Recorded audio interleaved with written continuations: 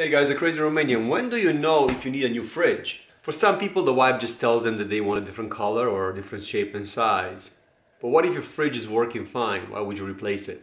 This is an 80-year-old fridge, and the truth is that even though apparently it's working fine, it has a very big problem. It has a compressor that is leaking Freon. If you pay attention, you're gonna notice that because your fridge is gonna run a lot more than usual. When it's low on Freon, the fridge is struggling to cool itself off, so it's running a lot longer. Also, Freon contains oil in it, so the compressor motor is going to wear out a lot faster because it's not getting any lubrication. Sitting in my living room or my kitchen, I can hear the fridge running all the time, and why I decided to change it is very important. This is a watt meter, and what this watt meter does, it records how much electricity goes through one device and how much the device uses in a certain amount of hours. And right now I've used 21.15 kilowatts in 227 hours.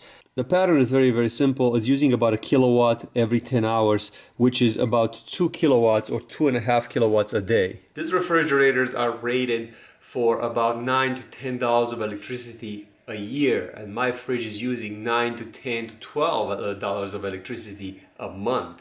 So this fridge is costing me an additional $120 a year just because it's low on Freon. Also, it's noisy and it makes a lot of noise because it's running all the time and it's on its way out.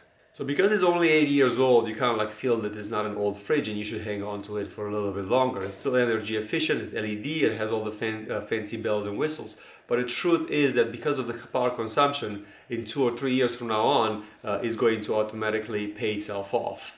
If you buy a new one that is going to only use so much electricity. Right now I just heard it starting, so it's basically running 90% of the time, and here's how I know. If you look at the wattage that it's using 154 watts. So it's late fall in Vegas, and it's 40s, 50s, sometimes 60s outside, so it's not too hot. And in summertime, this fridge ran 24/7. When the AC was keeping the house around 80, this fridge just had to compensate for that extra temperature, and then the fridge was running all the time. If you look at the government statistics, a fridge should last you as an appliance of about 12 years, but unfortunately this one only lasted me about 8. It's an average what they give you, but this one, it's leaking Freon. And for those people that are saying, why just not fix the compressor, why just not fix the leak? Call the repair guy, talk to the repair guy. We're looking at $300 to $400 to get it serviced that way, when I could just get a brand new fridge for $750 and not have to worry about it. This, after 80 years, a couple of things cracked inside, shelves and other things that maybe they're not in pristine condition anymore. Also, the control board over here in the front is missing some LEDs. So the truth is that it was a great time to actually go and buy another fridge. And I say this very conservatively because I don't like to spend money, believe it or not. But in this case, it was just an easy decision. And if you want to get some money back out of it, the truth is that there's some value in this fridge. You could recycle it, you could get some money back that way for the metal, or you could go even further. Take the board out, you could sell it on eBay. These boards go for about $50. You could take the compressor out because the compressor is not leaking. It's the pipes around it that is leaking somewhere into the condenser. So you could take the compressor out and you could sell that one.